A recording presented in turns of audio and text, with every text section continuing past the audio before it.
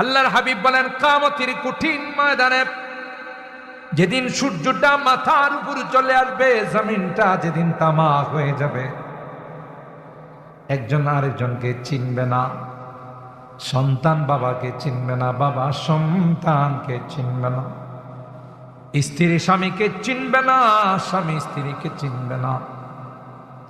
ইয়াউমা ইয়াফিরুল মারউ মিন আখিহি ওয়া উম্মিহি ওয়া আবিহি ওয়া সাহিবাতিহি ওয়া বানি লিকুল্লি ইমরিইম মিনহুম ইয়াউমাইযিন শা'নুন ইউগনি।